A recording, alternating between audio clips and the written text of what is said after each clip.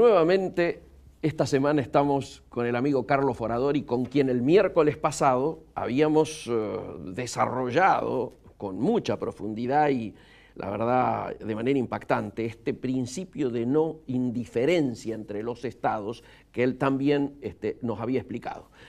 Carlos, retomamos lo que hablábamos el miércoles pasado y de alguna manera me gustaría que concluyeras la parte doctrinaria para que pasáramos a cómo esto se está llevando a la práctica y cómo están los vínculos de Argentina hoy con el mundo. Sí, bueno, brevemente y para concluir algo que no pudimos decir la semana pasada, este diseño de esta doctrina de no indiferencia fue expresada en muchísimos foros internacionales desde el comienzo de esta nueva gestión de gobierno del presidente Macri. De hecho, en la primera intervención donde este principio fue de alguna manera expresado, fue ni más ni menos que en enero del año 2016 en el ámbito de ¿dónde? Del Consejo de Seguridad de Naciones Unidas. Y sitúo el contexto. Justamente Venezuela estaba presidiendo ese mes el Consejo de Seguridad, recordemos que había sido miembro no permanente del Consejo de Seguridad y había convocado a los estados para que justamente hablaran sobre el principio de no injerencia en los asuntos internos de otros estados. Buenísimo. Y la Argentina participó. Y yo quisiera referirme muy brevemente a una frase que señalamos en ese momento. Dijimos, esto venía de antes, el fortalecimiento del Estado de Derecho y la promoción de los derechos humanos fue fundamental en ese proceso. La promoción de la paz y la justicia se constituyó así como uno de los 17 objetivos globales de la nueva Agenda del Desarrollo Sostenible. Por ello se debe avanzar en un enfoque integral para la consolidación de todos los objetivos. Es así menester que los estados no escondan la ausencia del respeto por los derechos humanos dentro de la cómoda premisa de la no injerencia en los asuntos de otros estados. Buenísimo. Y señalamos que lo que ocurre en cada uno de los estados afecta a todos y la responsabilidad más delicada reposa en calibrar con una fina balanza qué opiniones pueden ser consideradas como violación de un principio o entendidas como el estricto respeto del otro. Buenísimo. Por eso sostenemos el principio de no indiferencia entre los estados y terminamos diciendo, nuestra concepción social entiende la necesidad de que el goce de esas libertades fundamentales y el respeto por los derechos humanos tienen que ser cumplidas por todos los estados sobre la base del convencimiento de que entre los pueblos verdaderamente cercanos y amigos sucede también como entre las personas. Es muy fácil llorar en soledad y es casi imposible reír solo. Muy bueno. ¿Y cómo reaccionó Venezuela? Toda la delegación estaba presidida en ese momento por la entonces canciller Delcy Rodríguez, se retiró de la sala. Delcy, la misma que ahora está presidiendo la Asamblea. Se retiró toda la delegación y se quedaron, por supuesto, todos los restantes miembros del Consejo de Seguridad. Pero esto fue también expresado en muchas otras ámbitos internacionales o de organismos internacionales, como cuando fuimos convocados, cuando se llevó a cabo la reunión sobre extremismo violento, sobre el caso del UNICIDA, sobre el caso de la prohibición de ensayos nucleares. En los más diversos foros internacionales lo hemos expresado en forma consistente y por supuesto con una enorme y positiva receptividad en todos los ámbitos. Y vuelvo a repetir, el límite está dado por la no intervención. Y por supuesto que es una política de Estado, el cambio de canciller no ha alterado en nada esto. De hecho, cada vez que ocurre, no solamente una violación de derechos humanos o un genocidio, cada vez que el gobierno de Corea del Norte lanza un misil poniendo en peligro la paz regional y mundial, la Argentina emite un comunicado de prensa de repudio. Así es, como ha ocurrido con la última Porque no prueba. somos indiferentes, hemos llevado a cabo un muy omnicomprensivo programa de cooperación después o post-paz o post-conflicto, perdón, en el caso de Colombia. Correcto. Porque no somos indiferentes, establecemos este programa sirio. Porque no somos indiferentes, estamos preocupados por la cuestión migratoria en Europa y por las cuestiones, por supuesto, de la paz y de la pobreza mundial. Excelente, te doy vuelta a la hoja. Sí, cómo no.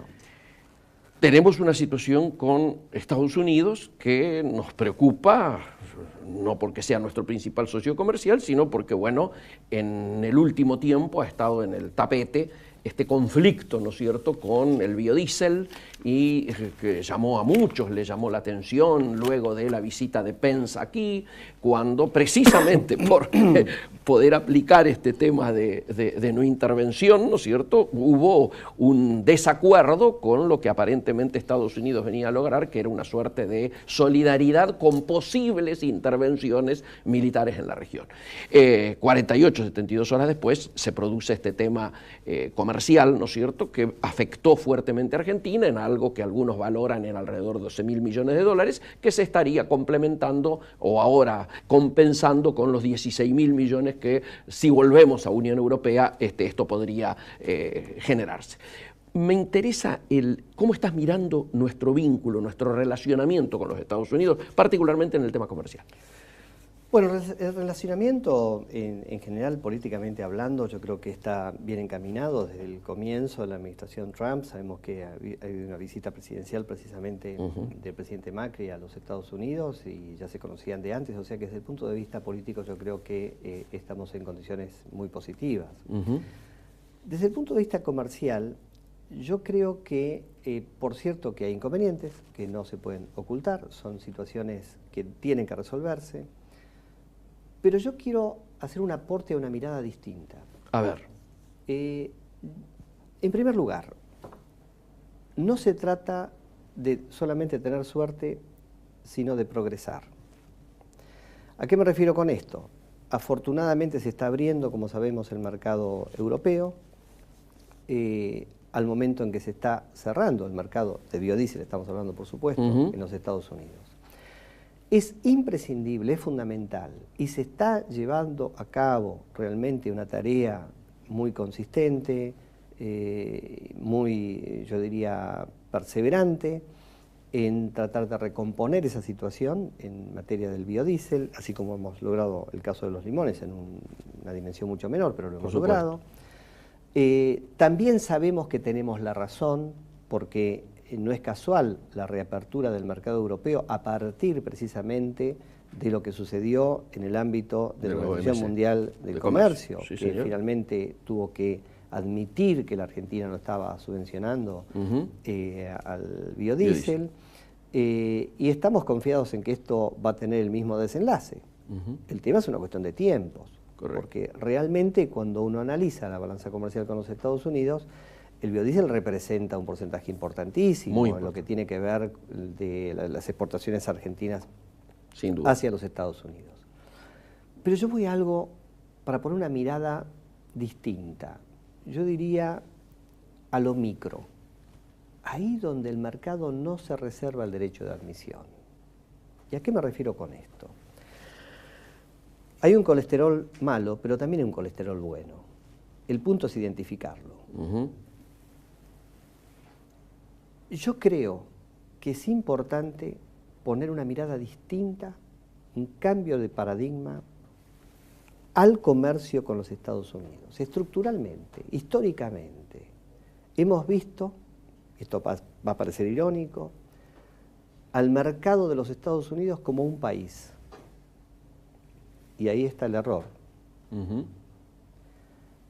Yo quisiera hacer una especie, como diría De Bono, un pensamiento lateral. Son 50 países. ¿Por qué son 50 países? Porque yo creo que tenemos quizás una placa allí para mostrar. Vemos, por ejemplo, que si analogamos el Producto Bruto Interno de determinados países centrales con estados de los Estados Unidos, vamos a ver, por ejemplo, que California tiene más o menos el mismo Producto Bruto que Francia. Así es. Vamos a ver, por ejemplo, que Texas, por ejemplo, tiene más o menos el mismo Producto Bruto Interno que Canadá. Vamos a ver que Florida, por ejemplo, tiene el producto más o menos que Indonesia. El resumen y el mensaje sería: manejémonos con cada estado como bilateralmente, como si fuera un país, más que resignarnos a una mirada integral con los Estados Unidos como una unidad, ¿sí? Efectivamente. Esto no implica un nuevo corte de pelo en la política comercial.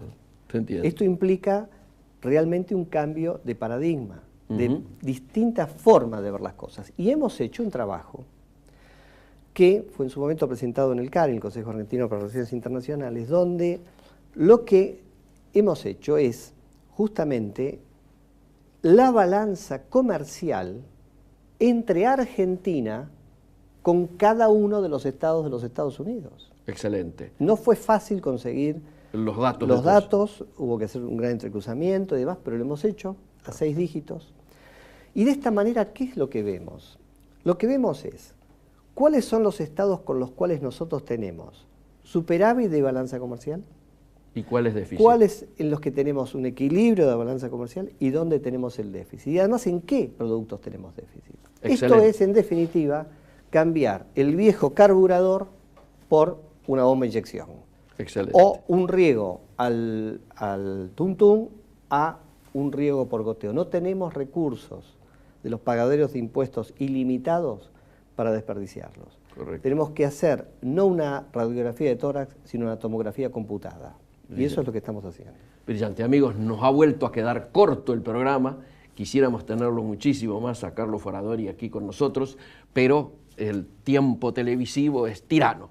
El miércoles que viene estamos nuevamente, no sin antes agradecerle fuertemente a Carlos Foradori, ex vicecanciller de la Nación, embajador con trayectoria indiscutible dentro de nuestra Cancillería, que nos ha enriquecido mucho en estos 2 programas. Muchas gracias.